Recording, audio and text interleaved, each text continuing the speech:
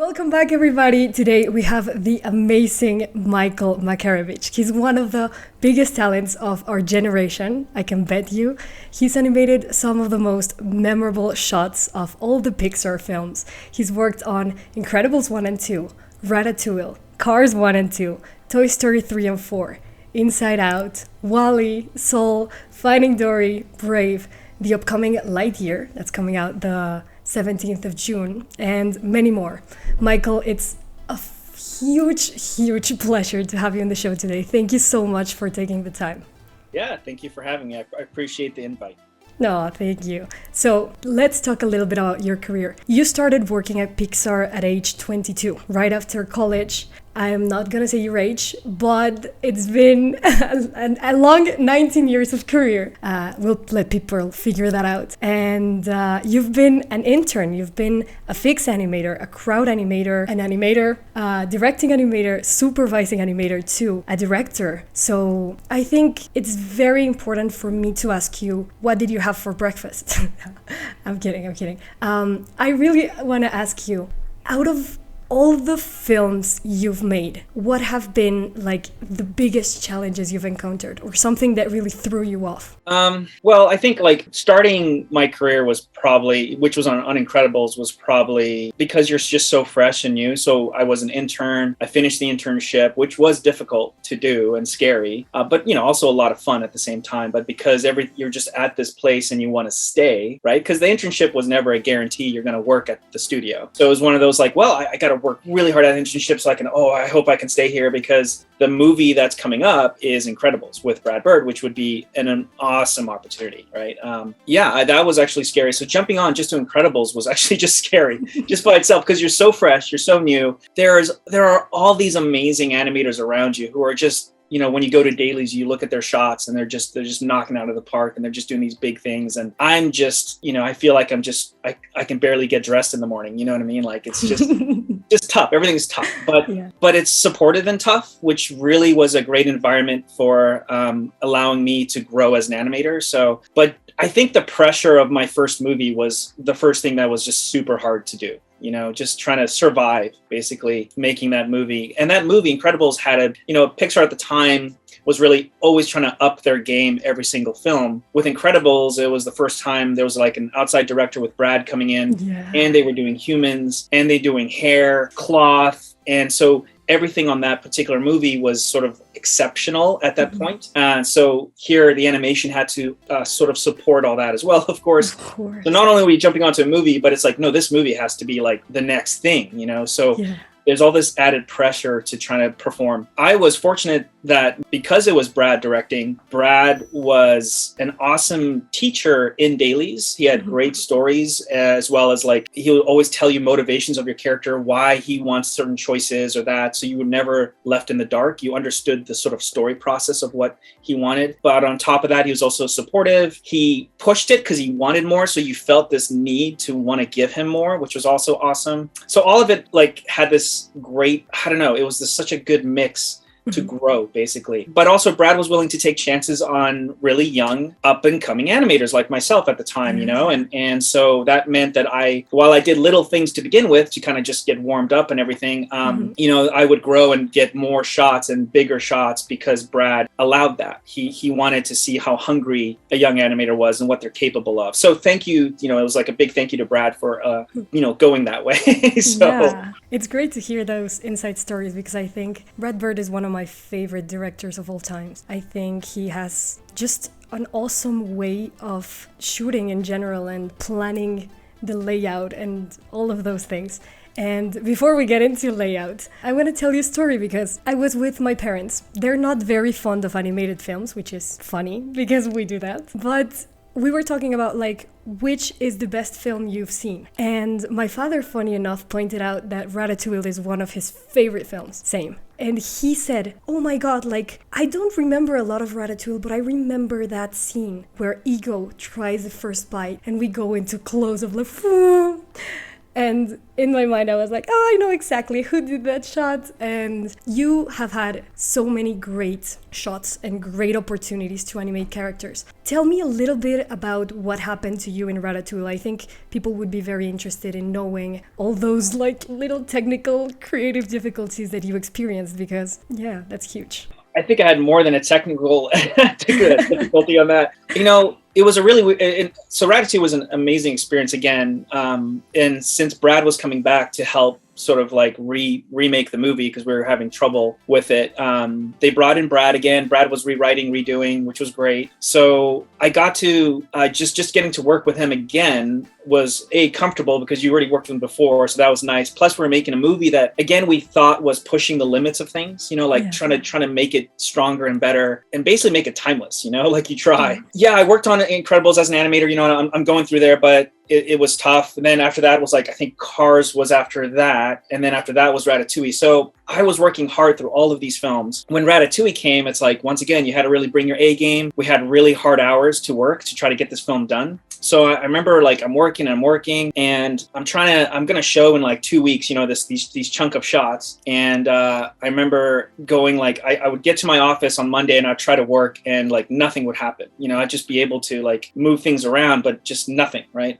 And I'm typically a quick animator. Like that's one of my pluses as an animator is I do have speed on my side. And that's a good thing because that means I can try stuff, for example, that is really wacky or crazy in terms of ideas. And if it goes wrong, I can recover by going fast. Do you know what I mean? So as I'm working on Ratatouille, I'm trying to do like these shots, which are pretty basic shots at the time, you know, nothing that's going to really cause me to freak out or anything. And I can't do anything. I can't do a head turn. I can't do a character just changing one expression. Like everything is just terrible. I'm like, what is going on here? So I just chalk it up to having a really bad day. You know, I go home, come back the next day and I'm trying to animate and nothing. Like I can't do anything. Like I just don't understand. You know, I'm like, wait a second, I should be able to work fast. I should be able to get stuff done. Like, you know, and what happens like any production is you have management come by to check on you. So they're knocking on your door, right? And they're going like, hey, Mike, we noticed you know, we've noticed you've got these amount of shots. Were you planning on showing soon? And, you know, and I'm like, yeah, I think I'm on schedule to show on Friday. I need a week and I'll show Friday. And they're like, great, you know, sounds good. And I've already lost 2 days now because haven't done anything. And then I go back, I come back, you know, on Wednesday, same thing. I'm trying to work. I can't do a single thing. Like nothing's happening. So I am really freaking out because I don't understand why I can't animate.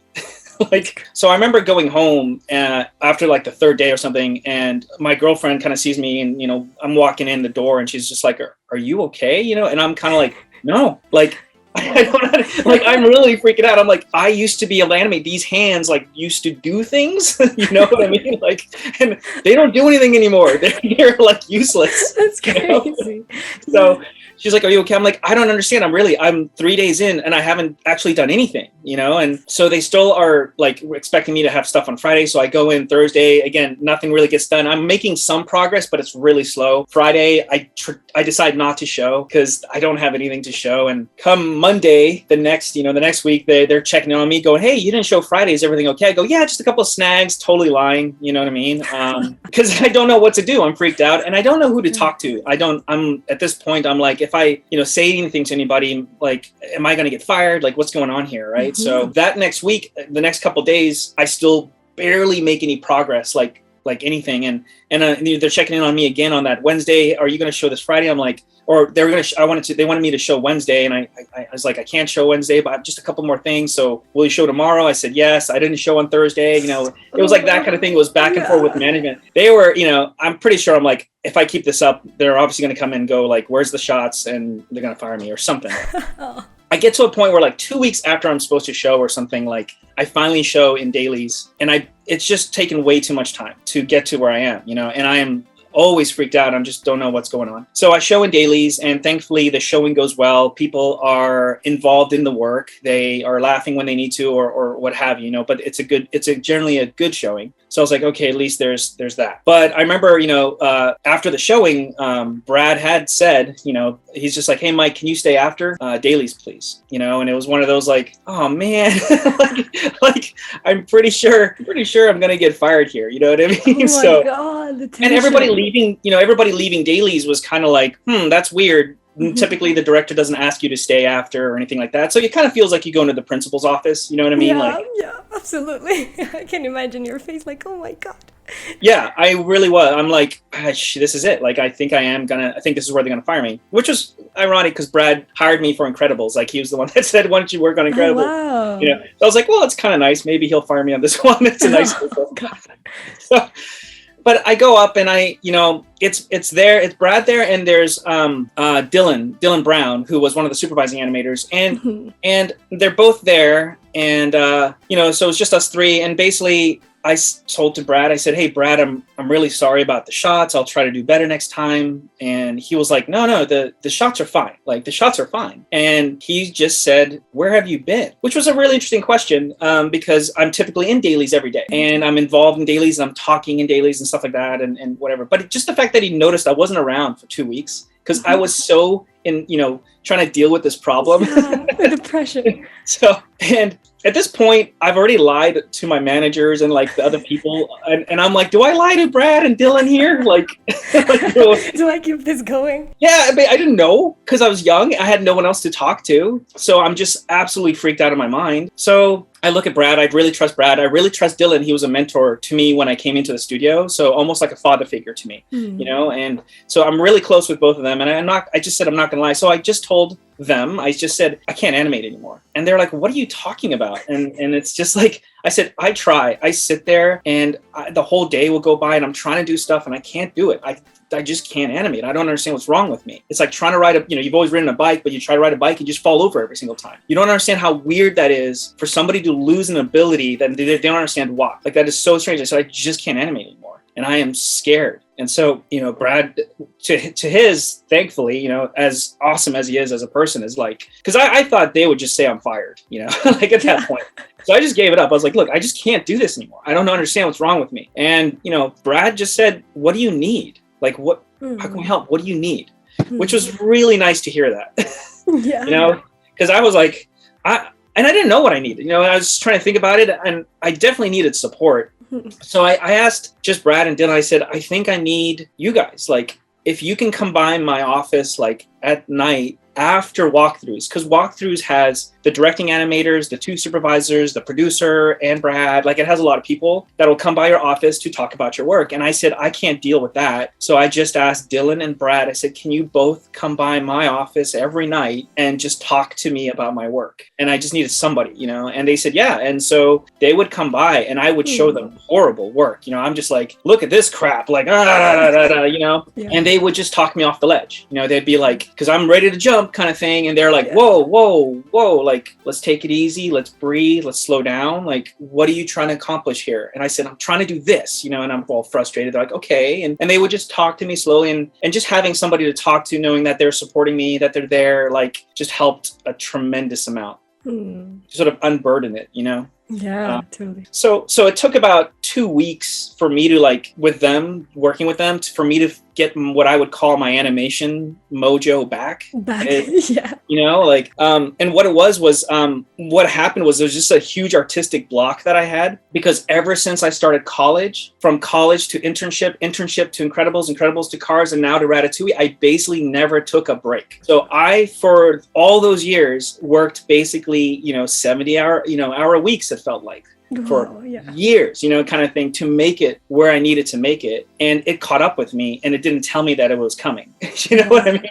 So it basically just said, yeah, you're not going to animate anymore. Like, all the artistic stuff that you're thinking of is gone. And that's what happened. So by slowly kind of like taking a break, taking it easy, and talking to somebody, that artistry sort of came back to me, which I was really fortunate. And right after that came back, I worked like hard and fast as I could on Ratatouille, because I didn't know when it was going to disappear again. You know what I mean? So we never know if it's going away. I'm just like, well, shit, let's try to make it through this movie. You know what I mean? Like, so I just poured myself into Ratatouille with the support of once I could talk to Brad and Dylan about it. they were there, which was awesome. So, and I made it through the movie. And then as soon as the movie was done, I took like 3 months off, where I did not think animation. I got away from the studio and I sort of decompressed and try to like recalibrate my priorities and what was going on.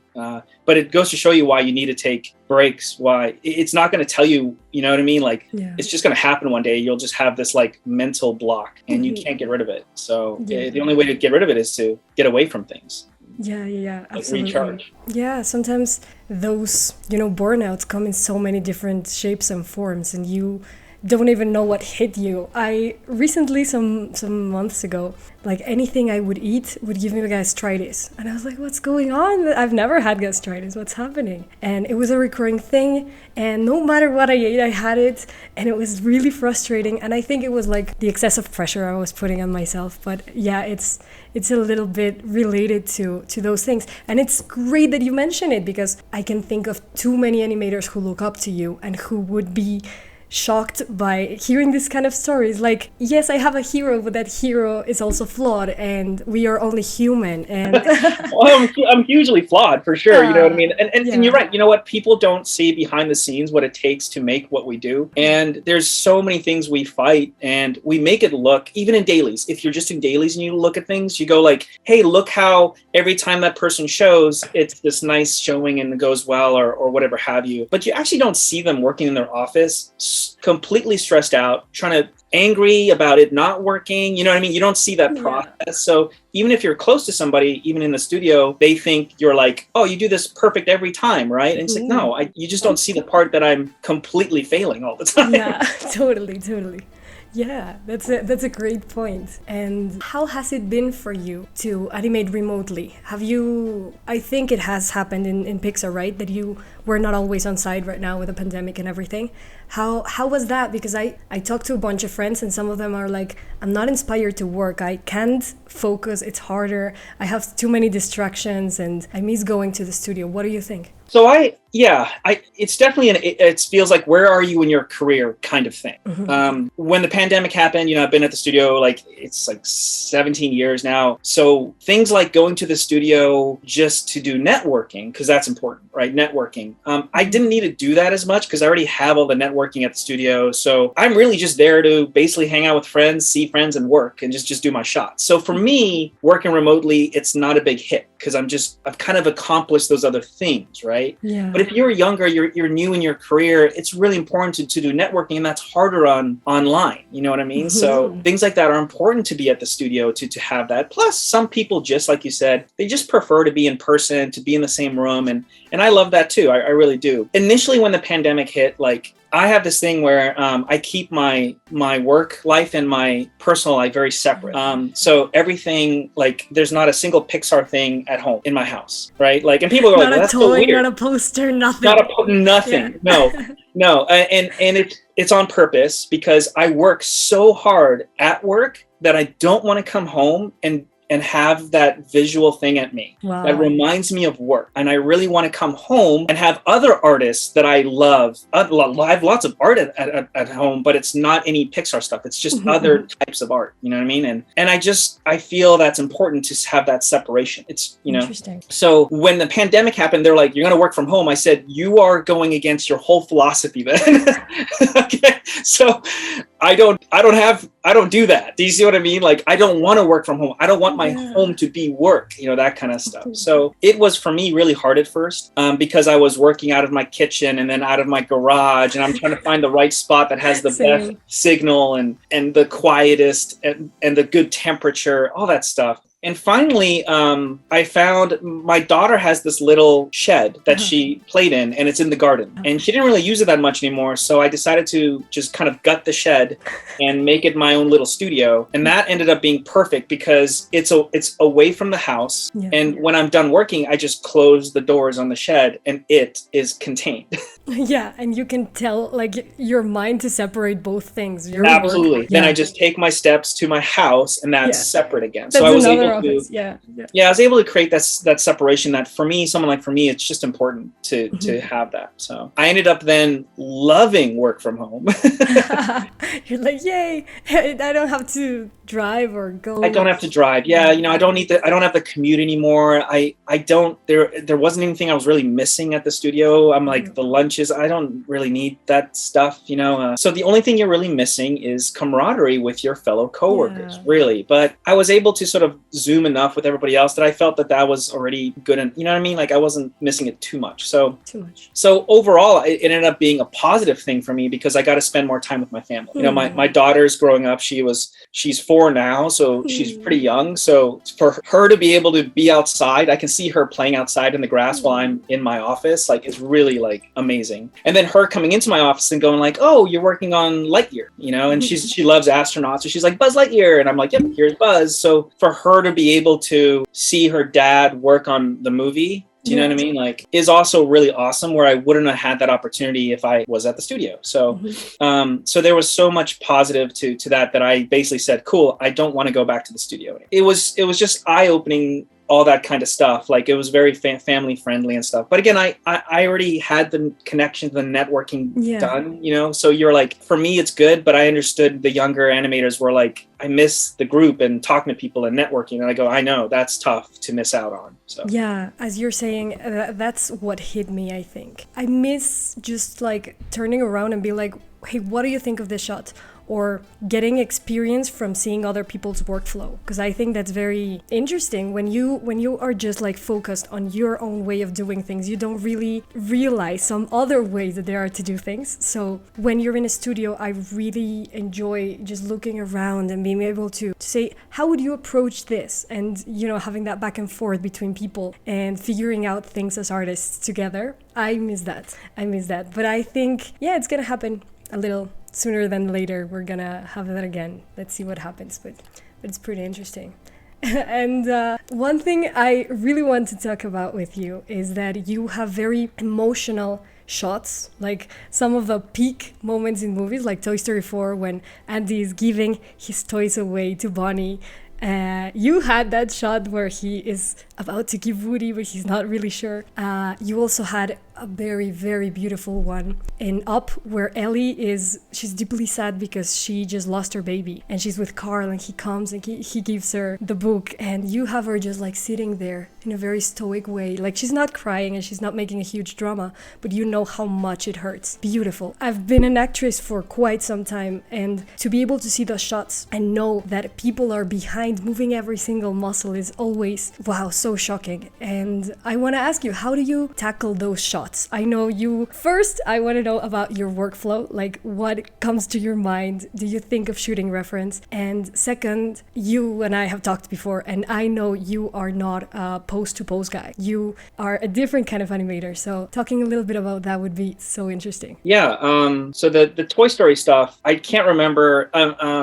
Let's just focus on Toy Story for a second. Between Andy and Bonnie and the toys, which was really fun to do. Overall, I remember animating that sequence or that section of those block of shots, and it was going generally smooth. I can't remember if I really used a lot of reference on that. I don't think I did. At the time, Bonnie, I didn't have kids at the time, so animating someone like Bonnie, I had to do a lot of research, and I would ask fellow coworkers about their kids. Is this appropriate for a kid to act like this? How does your kid act? Because of course you want to do your research, so it feels authentic as the final product and something that someone can connect to. But I remember though that there's this one small shot in that block that I could not get right, and it's 30 frames, and it really kills you because you're animating all these hard shots that are emotional, and there's a 30 frame little shot that I was not getting. Every single time I showed it, it was like, nope, that's not it, do it again. And then the rest of the shots where Bonnie and Andy are connecting and the toys, all that, were working. So I was really kicking myself because there's this 30 framer in the middle of my whole chunk that I can't get right. And I remember after showing it 6 or 7 times, I pretty much wanted to go into my office and cry in the corner. You know what I mean? Because it's just such a hit to you. You're like, I don't get it. I can do what seems to be harder shots, and I can't get a 30 frame shot where they're just looking. What the hell is wrong with me? That kind of thing. So, and I remember, I was I was trying different things. I was getting the notes and it wasn't working. And I asked, and this is why it was good to be at the studio, is I asked a friend of mine, Don Crum, who was around, and Don has a really good eye, like a good audience's eye, I think. Like he can spot like kind of more of this nice, like what an audience may feel is wrong. So he won't get into the really crazy details, but he'll get into a little bit more of the broad, which I like. I remember he stopped by and he could see how just beat up I was about this stupid shot, you know what I mean? And I'm like, can you take a look at this, Don? I don't get it, man. What is going on here? And he watches it, and he goes, I think it's your camera. So, and I'm like, what? And usually I do take camera into account, right? You're thinking about where the camera is, what it's doing, but I wasn't at this time. And he was like, yeah, your eye fix seems really kind of odd. And an eye fix is just when you watch one shot and the next shot comes up, where is your eye at the time? And then where does it have to travel, right? So he was right. It was 30 frames that I had to work with, and I had to have Andy do because Bonnie says Woody, and Andy has to go like, what? Woody's in there? And then he looks down and he goes toward the box. The reason that shot never worked was whenever it got to that shot, your eye was actually not on Andy. It was over here. So you had to get over to Andy. And then by the time you did that, probably 6 to 8 frames had already passed by. So that reduces your shot to 22, 20, 21 frames, you know? Wow. And so everybody would always miss Andy's expression as I was trying to fit it in this 30 frame thing. So he was just like, look, I think your camera's off. The eye fix seems odd. So I just adjusted the camera basically, which is not something you're supposed to necessarily do on your end as an animator, but I didn't do the notes that they gave me. I just adjusted the camera and I showed it again and I got a final. So it was definitely an eye fix problem. You know what I mean? That's interesting. So, that is very interesting. It is, right? Because there's a lot of people in that room and nobody caught it in the dailies room, but just Don when he was just by my office was like, hey man, I kind of feels like this. And and so I gave it a shot because once I saw it, you could kind of see it and you're like, oh, there it is. You're right. And then gave it a shot and I just showed it in dailies and went straight to final. It was thanks for Don because I was about to cry. Like I couldn't, you know what I mean? You're like this close. I had a similar experience that I've told before, that when I was doing a film that actually had a plate. So it was a VFX film. It was an Amblin film, so Steven Spielberg. And there was a sequence, and I was just like a junior animator, and there was this sequence where one shot felt so off to me, and it was something like that, something like freaking 20, 30, 60 frames, something like that, short. And so I went to the animation supervisor and I was like, this is not even my shot. I'm super nosy right now, but let me tell you something. This feels so odd to me. Is there any way that we can do something? And he actually appreciated that I say it, and he talked to the VFX soup, and then it went to the director and everything, and it actually changed. Like we changed the layout of the shot, which is hard to do in a VFX scenario. Yeah, it's nice that they listened and that you cared so much. Yeah, I was freaking out about it. Take it or leave it kind of thing, like this feels off. If anybody else picks this up, that's great. Yeah, that happens sometimes, and it's great to hear everybody in the crew. I think that's great of leadership. With the up stuff though, that section that you were talking about, like one of the hardest things to do is to not animate and what I mean by that is just less is more. So totally. for that section to your question, I think I get. The emotional shots are always fun for me. I always enjoy them, but like a big part of that is knowing when to just not do anything, and you have to just trust the process basically. And I think that's really hard for a lot of animators to do that, because of course when you're young you just want to show what you can do. You're like, check this out, but it's not to the when you do that, it's not necessarily best for the film. As you grow your career, you start to realize you're like, it's not about me, right? It's about the film, and how could the film be the best it can be? And sometimes that means that when you get a shot, you don't do anything, because that's the best thing for the film and for the moment, So for me, like that one shot where she's sitting there, that's like, someone getting hugged by, and she needed a hug. You're told you can't have kids, you wanted kids. And I think everybody's been out where they've just felt the sun on their face and it just feels good. So it's like getting a warm hug. Studying a lot of live action films and things like, if you look at Kurosawa movies, that he uses a lot of the elements to help create movement and energy in a shot, but not the actual character. So rain and wind will be there, stuff like that. So, for stuff like that, I simply kind of asked Pete and just said, are you going to have a breeze, here? And he's like, yeah, so I knew at that moment that I'm like, then I don't have to do anything because her hair is just kind of blow in the wind. And she'll just accept the sun, and that is all she needs to do. But that just it's hard to do that, right? It's hard to just say, well, you're not going to move her. You're like, no. So, because it's the best choice, hopefully, for it. And the same thing before that, when he's looking at her, he's looking at her through the window, and he has his hand up, and he's just staring at his wife because he doesn't know what to do. And if you look, it's the shadows of the leaves that are actually moving in the shot, but it's not really necessarily him. So there's still movement in the shot, but it's not necessarily coming from me. And I understand that as I'm animating. Do you know what I mean? Like I'm making that choice consciously. Yeah. So it's one of those, like, I don't want to overdo the shot, because basically we work in a symphony, and I don't want my part, my musical instrument, to just be the thing that people hear. People need to hear the symphony. So when you over animate, you overdo things, you will just pop out, and it's not good. So you have to understand, like, who else is playing with me, and that is lighting, that is simulation, that is animation, and that is also color and texture. Like, you have to understand your whole environment to make the best choice moving forward, I think. So that kind of stuff was based on the symphony idea, right? Like, and less is more, which was beaten into me, I feel like, as an animator. Every single year I was at the studio, like, dude, less is more, That's so cool. I've seen that film Up, and that very emotional bit at the very beginning, and I tried to analyze once the animation, and I was like, let's do it, let's see, like, all the arcs and spacing and timing. And I was like, oh my god, this is so static. This is so steady. And it's part of the magic of the realism. You get this very stylized characters, like big squared heads and very, very stylized. But the movement seems so natural and so contained, which helps to the feel of everything. Oh, wow. It gives it breath, the moment. And that's the thing, is like, we're given these shots, and maybe young animators may look at it and go like, I don't get it. They didn't do anything. And you go, that's actually the hardest part. You know what I mean? Like to leave stuff out, because animation is not just what you put in, but what you do choose to leave out. And in that case, it was a lot, it's hard sometimes just to do that. That's fantastic. Takes a lot of maturity to think like that, and to arrive to that level of understanding things. And that happened over my career, right? I had great mentors at work that were from the less is more type of mentality. So if I would do something, they'd be like, do you need it? And I would say, like, gestures, hand gestures. They'd be like, what's this hand gesture? I'd be like, oh, just this thing. I don't know. Did it? They're like, do you need it? I go, I don't know. They're like, take it out. And so I would take out the gesture, and then they'd be like, do you miss it? And I'd be like, no. And they'd say, then you didn't need it. You know what I mean? So there's a lot.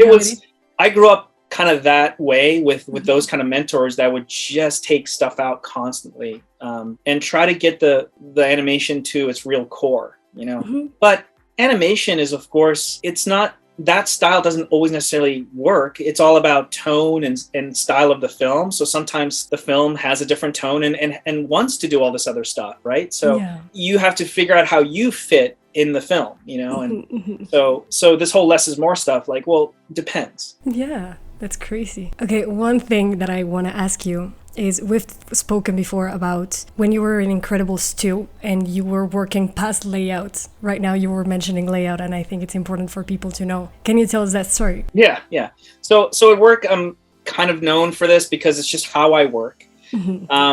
But I push back a lot. I think when it comes to, I get layout for my shots, I do. But when I show my work, I do push if necessary, where I'm not always just filling in the gaps of what layout had. And the reason for that is I am just trying to elevate the film to the best it can be. So what happens in my eyes is we have the story artists do what they need to do. They have the storyboards, and they make the sequence, and they storyboard it out. And then after that, the layout artist looks at storyboards, they do the layout version of that. And then, of course, it goes to animation right after that, and we fill in our part. But the storyboard person has a different thought process and a way of approaching the movie than the layout person does. So they're not necessarily thinking, let's say, huge cinematography of camera and stuff like that. They just need to get the beats to work and that kind of thing, which is great, because then the layout person can kind of handle the in-depth cinematography of it all. But they're not thinking necessarily heavy acting choices. So when they make that layout version, they've made it on, yes, this generally works as a cinematography, all that kind of stuff is beautiful, but sometimes the acting changes the shots, basically. And so when it gets to myself as an animator, if the performance that I want to do is simply different than what layout has. So for example, if you have a character that's sitting and then all of a sudden they get up and they move over to the side of the room, I may not have a character get up right then. If it doesn't feel right for them not to get up. Yeah. Even though they go up, but in layout, they got up and they walked over. I go, that's great, but trust me, as a performance, this isn't going to work as well as if we do it this way instead. So I do try to play a bit more with the actual, I guess what's given to me. That doesn't necessarily always go over well because movies have timelines and deadlines and all that kind of stuff. And if you change things too much, then people can't keep track of it and stuff like that. But just personally as myself, so on Incredibles 2, I was doing the sequence between Violet and her dad. As Mr. Incredible comes home, he's really tired and he sits down and Violet is reading her book and she's like, I'm just going to let him sleep. I'm going to go to my... And then all of a sudden, Violet's dad, Mr. Incredible, starts apologizing to Violet for all the stuff. He's, I'm sorry for messing things up, all that stuff.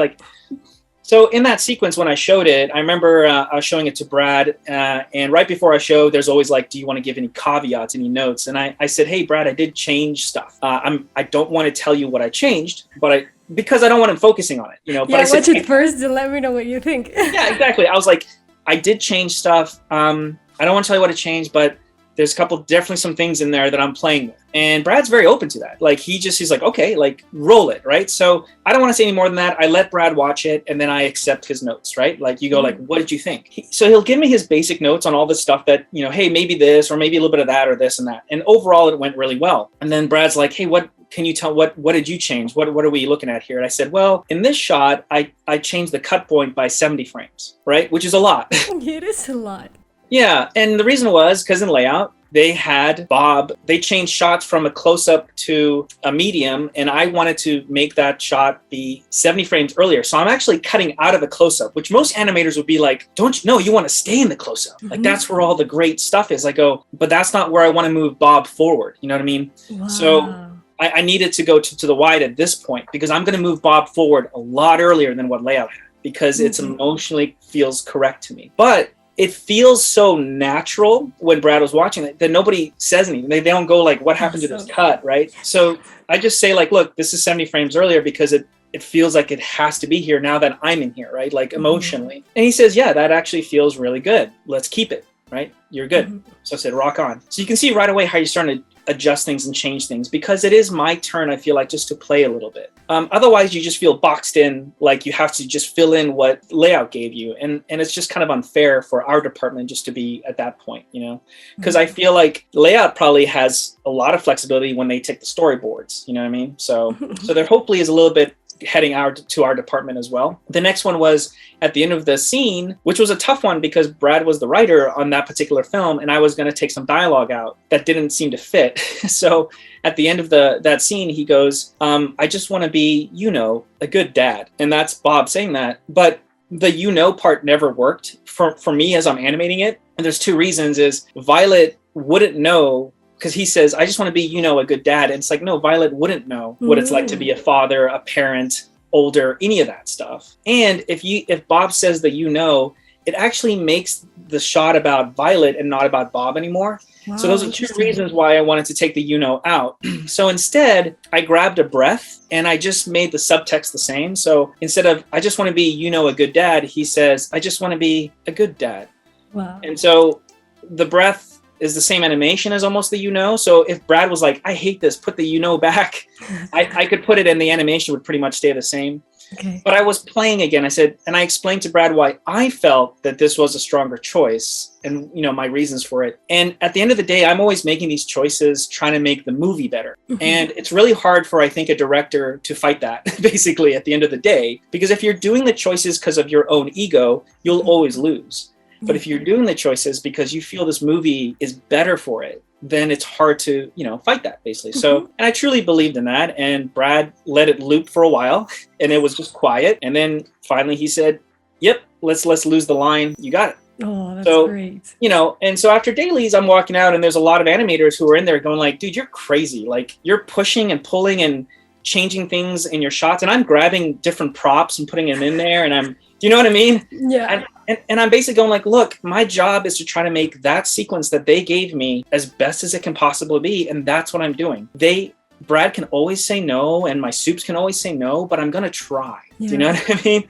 And Mike, I think that makes you such an important and deep asset to any project, really, because it is people who look past what they're giving that are actually making everything progress. Because if nobody gave those little notes and little things would stay the same. So I know directors have the last word, they are to be respected, but a good director is that who listens to his crew, because, you know, we've had stories where, I don't know, for example, my mom has seen my animation and she's like, that is not working, like, why is he doing this? And I'm like, I thought the physics were right and my mother's calling me out, so there's clearly something wrong in my animation.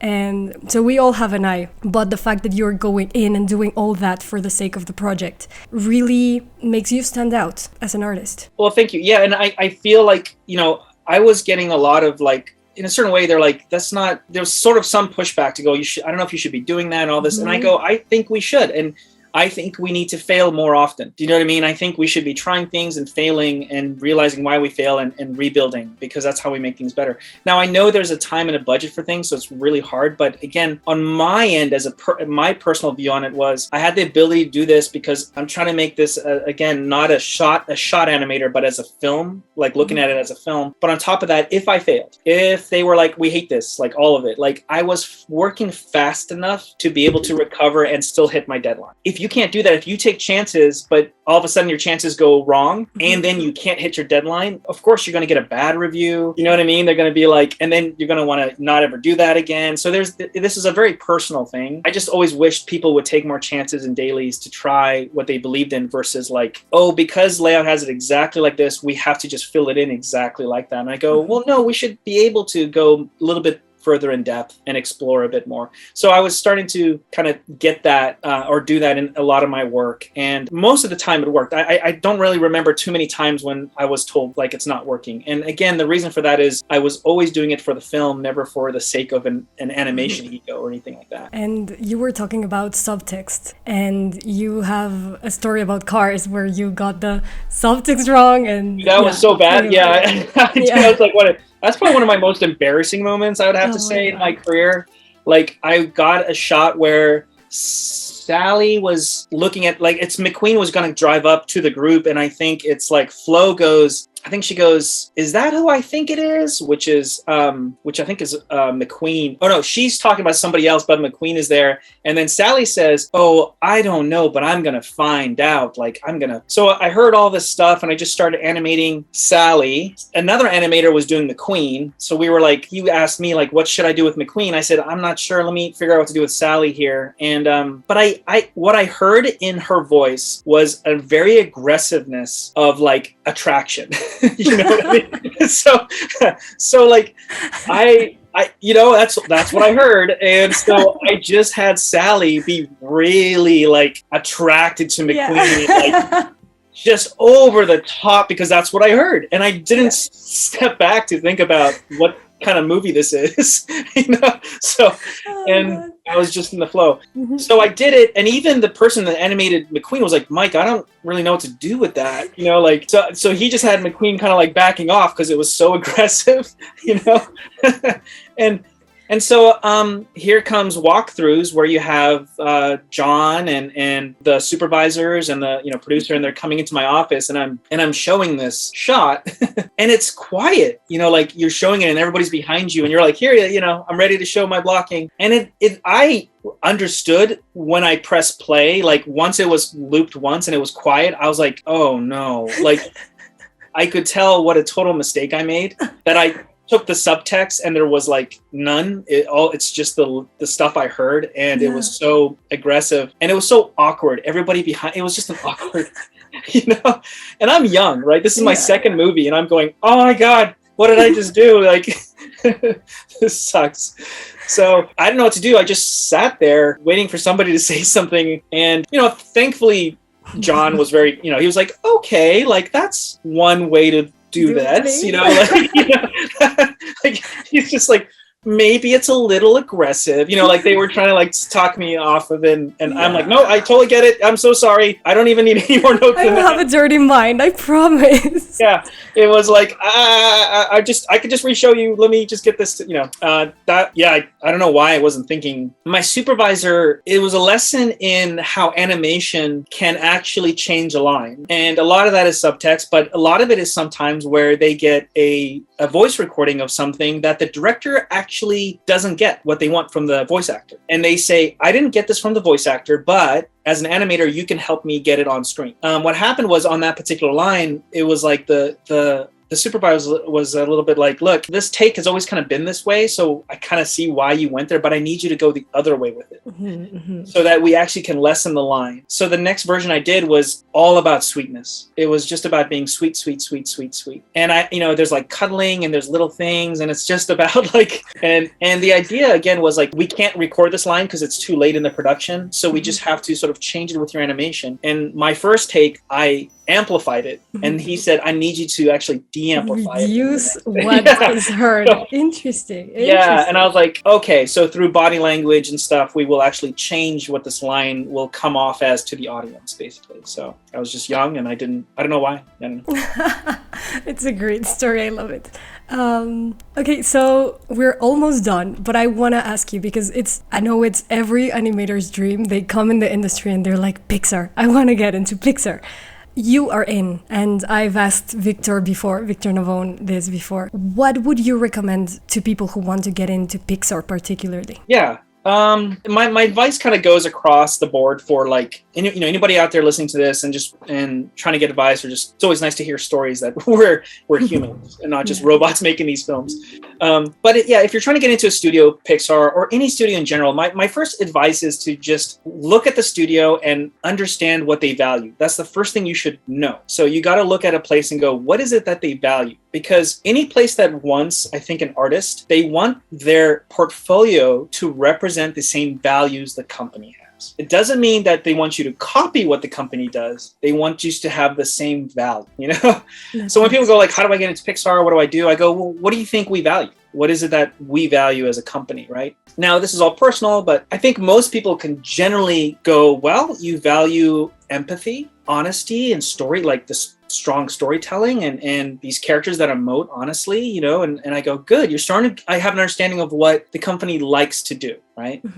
So, because there's all kinds of styles and different tones and stuff, but you'll get a feeling of the overall what the company's doing. I go, then you're real. If you want to get in here, your portfolio should sort of represent that too. It doesn't have to copy it, but when you do your acting choices, I would like to see that it has a lot of empathy behind it, a lot of honesty. It doesn't have to be, let's say, very broad and over the top just for the sake of animation, because we don't necessarily do that style at the studio. Do you know what I mean? So not in every movie, like it can vary, but get the core values. Exactly. Like there are some movies and even some shorts where we do that. Absolutely. But as an overall, what is it that we do? And then people be like, well, what about quadrupeds and human animation? I go, look at our movies, right? Like how many quadrupeds versus how many humans do you see? And they're like, well, not necessarily a lot of quadrupeds, right? You've got maybe Dante in Coco, and you've got the horses that are real physical and brave. I don't know if you remember any out of their like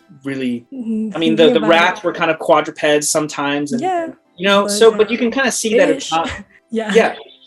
The dinosaurs from Good Dino, they were so you can see that it's there, but it's not as big as things. So I would say on your portfolio, you should probably have maybe one thing that's a cool quadruped thing, but the rest of it should probably be more of acting, because that's more what we have. Like, human acting is more what we do. So it's a matter of like looking at the company and going, what is it you value? How do I show your values with my style?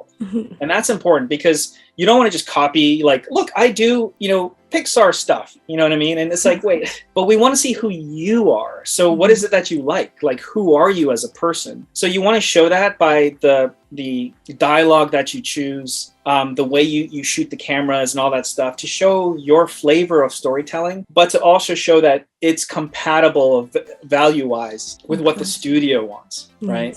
So, and that goes with anything. If you go to ILM because you're very into VFX, you're like, you want to work for ILM, what is ILM value, you know? And you just keep doing that and go, okay, that's what I think my portfolio needs, basically. That's beautiful. Yeah, it's the first time I really we often hear adapt your portfolio to the kind of shots that they portray, but yeah, the values are the core feelings of the company. So they'll look at it and go, well, they definitely understand what we do here, you know, like, and you immediately have a connection with that artist. And then hopefully the stuff that you're doing is so unique, like it has specificity and stuff that you're not just copying something like kunk kunk, but you actually have something to say that's personal. And that's what people want when they hire artists. They're not just hiring your art, they're hiring you, you know, like your thought process, your way. They want to bring that uniqueness into the company. Yeah. So for sure, like, yeah, I think I you know, sometimes it always comes down to like, should I have 2 quadruped pieces and 1 dialogue, or, you know what I mean? Like it gets really like specific. And you're like, well, if you can hit value with 1 piece, then they'll keep an eye out on you. You know what I mean? That's nice. Yeah. Yeah. And that explains a lot, because sometimes the emotional beats that you can get as an animator talk way more than your like physicality stuff sometimes. Like if you have an animator who really knows how to act in this kind of studio is more valuable, because then maybe you can teach some other things to that animator and he'll become technically better. But yeah, if they understand the depth of that shot, then that adds to their talent.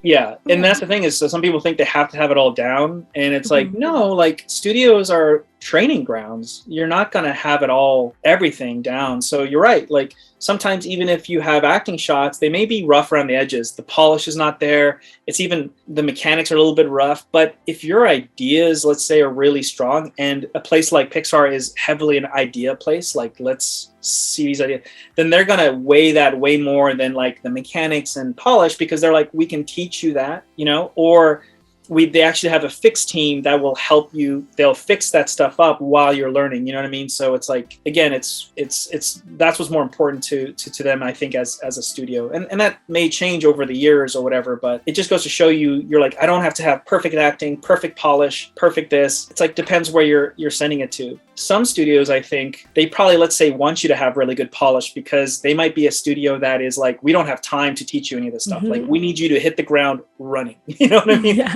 So they're like, we need shots done. And so yesterday. Yeah. So how good are you to getting to that stage? But yeah, not necessarily here.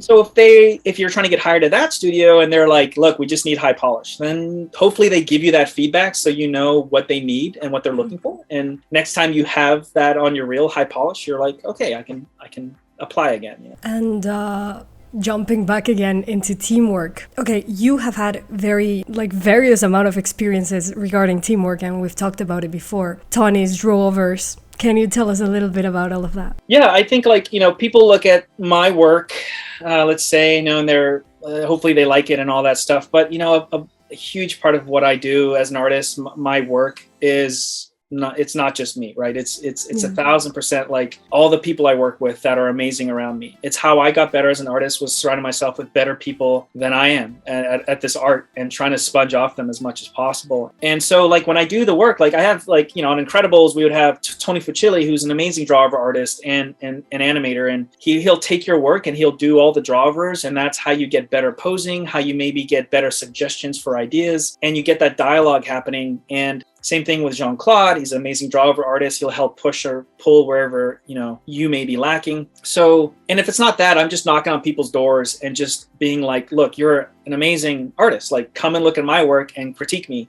Always understanding that it's about the work, never personal. And that's important, because people that come to me and for advice, you know, or for critiques, they know that I am completely 100% just honest. Yeah. So I'm like, look, this may hurt to hear, but I'm going to just tell you, because it's just, I was in your shoes, I would want to know. You know what I mean? So I go, because you don't want to do the like good job stuff, good job when it's not. It doesn't help you get anywhere. It doesn't. And I tell them that right after that. I'm like, I'm not a good job kind of person. If you earned it, I will give you a good job. If not, I will tell you what's not working, why it's not working, how it could be better, and just let's improve. Let's get there, right? Let's get there. So, and it's mainly because I'm just generally tired. You know what I mean? Like, I'm like, I have a family. I'm trying to do full-time work. I have like my school on the side, and I have a second business beside the school that's also happening. So I'm very much like, let's just get to how do we make this work better? And I think people appreciate that, you know, because you can totally get right to the point. So,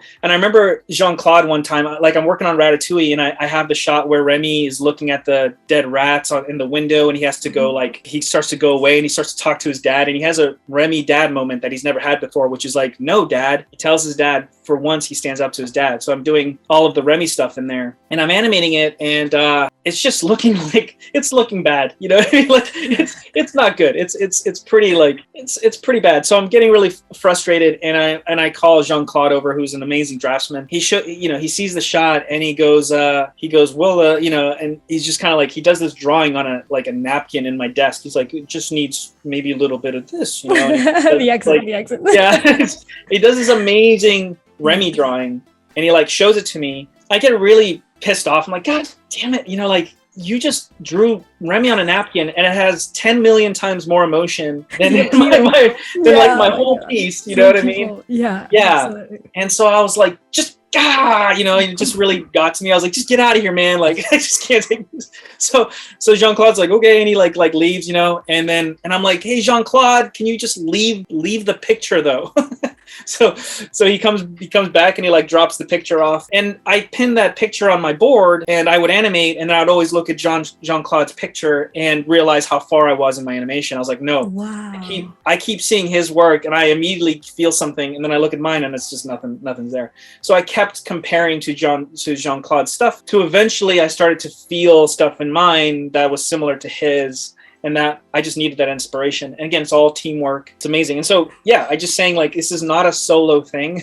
Yeah, totally. You work with so many amazing artists that are around you, and you should be open to that, and you should knock on doors. You know, maybe somebody says, no, not today, but all right, just knock on the next door or try them tomorrow, you know? You can always try different things. Yeah, absolutely. It's a total team effort, like 1,000%. So. And since you are not very pose to pose, how would you tackle a shot if you want to show blocking, for example, and maybe later take it to spline? Do you use splines? Do you use like auto tangents like Victor Navon does, and I do as well?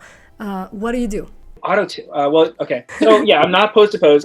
Ever since I was in college, in school, I remember being in class, and every student was doing pose to pose when they're showing their work. And I didn't understand that at all. My brain doesn't actually compute pose to pose. It doesn't understand how to do the in-betweens. It just, I don't see. So I'm an energy animator. I'm a timing animator. So I need to see movement in order to actually understand stuff and to feel it. So ever since I was in college, I learned how to do the layer technique, and I taught myself because there was no one around at that time. You know, the internet barely had stuff on it. Like, I just I'm going to do it this way. And I just sort of taught myself. And I was really, really, really lucky that my teachers were open to that, because if I didn't have open teachers, they would have been like, nope, you have to do it pose to pose. And then I would have failed the class and never become an animator. My teachers, when they saw my layer technique, they were kind of like, oh, you're doing this kind of layered. Okay. Yeah, that's fine. Just as long as you hit our notes. And they were just cool with it. So I was really lucky I got open teachers. Then I got into the studio, and I continued to do the layer technique. But throughout my early years, I tried to switch over to pose because that's what was at the studio. Most people there were pose to pose. So I felt like I was doing something wrong. You know, like I'm the weirdo. Yeah. And so I kept trying to switch over, but I would fail and switch back to layered. And then I would try a shot in pose to pose, completely fail, go back to layer, you know what I mean? So eventually, after like 4 or 5 years, I was like, wait a minute, why am I trying to switch? Because I realized that I was getting all my work in really early, like super fast, and the quality was where it needed to be. So I just sort of asked myself, like, why am I switching again? Like, there's no point at this time. So then I just stayed with layered and had been there ever since. Yeah, so that's at least why I do that. Yeah, and layered as in first you animate the cog, and then you animate the spine, and then the head, or more layered as in this is a rough spline pass, and then this is a better spline pass, or how do you do that? Yeah, it's all in splines. I work in splines the whole time, and I work I try to the approach really is you take what's complex, which is in your reference, you're doing all this stuff and you have complexity. And then what you have to do is be very good at breaking complexity down to simplicity. And you break it down into going, cool, I see what that acting is, and I'm going to break down that acting in motion into about 15 splines. And with 15, 12 to 15 is my average amount of splines I use for blocking. And I'll be like, with 15 splines, I'll be able to tell you what the idea of the shot is on ones, because it's all spline, to a point where you totally understand my choices and what's going on, and you can make notes. Okay. And all the timing is already going to be there. The timing never changes. So I just build upon my timing. So once I get the simplicity pass done and my director hopefully buys off on it, they understand what's happening, they can make notes. Once then I start building into complexity again. You know what I mean? Okay. So you go from complex to simplify to complex. And it's layered because, yes, you're starting usually with the biggest motion first. That might be the cog. It might be, if it's a head up shot, it might be just the head. But the way I kind of explain it is if you throw a stone in the pond, and it creates ripples, the first thing you have to animate is the biggest thing moving, which is that stone. Once that stone is in there and you understand what it's doing, it's going to create the ripples, which is the other things around it, and you can start to animate those. Maybe I don't want people publicly to see under the hood. Tell us about your school. Okay, tell us about your school, because I wanted to ask you that to finish. Yeah, I'm just saying, like, I don't actually have much out there that way, but when I do teach, I do try to show comparisons, because of course everybody's asking. I have a learn to layer class at my school that I also teach this technique, that at least how I've always done it. So I would show stuff there, for example, but you're right, I don't have anything that's like... Tell us a little bit about Animation Collaborative. How can people join the kind of classes you teach and everything? Yeah, we used to be a physical school and only physical, like we never did online. And COVID changed all of that, of course. So they were like, you can't stay in the space, you got to go online. So everything changed. So now at this point, with COVID being what it is, we are completely online and we're just workshops. So if anybody feels like I almost feel like we're a good supplemental education to anything else that anybody's taken before. So if you went to a school and you felt like, man, I feel like I could still use some help on my mechanics, or I feel like I can take another acting class and get better at my acting or appeal, then this, the school offers all kinds of classes like that, where it's just nightly workshops. You can sign up. So, it's pretty straightforward stuff. I've been doing we've been around for almost 10 years, I think. And I take pride in it because of the teachers we have. We have, I think, just solid teachers that are just some of the best in the industry. And I think that's important, because you can get anybody who works in the industry, but there's all kinds of grades out there for those. There's people who just got in and there's people that have been there forever, but aren't necessarily good teachers. Right? Not good at explaining what they do. We really try to find people that have been doing it for a long time, have a very good, like their portfolio is like amazing, and they're also good at explaining it. So that's important to us for the education. And yeah, we're kind of like, in a weird way, a small mom and pop shop that loves animation. And we do story. We have story classes and character design. So those are the three that we like to kind of play around with. That is great. I will leave Animation Collaborative links in the description down below, so people can always click on them, check it out, and probably enroll, because it's a... If anybody has any questions on any classes, just write us, and staff at animc.com or animationcollaborative.com, and we answer everybody. So. Thank you so much for your time. This has been one of the best interviews I've ever done in the channel. You are charming, and yeah, you have so many insights about the industry, and I think people are really gonna enjoy it. So if they stayed all the way to the end, yeah, they're good people. They're great.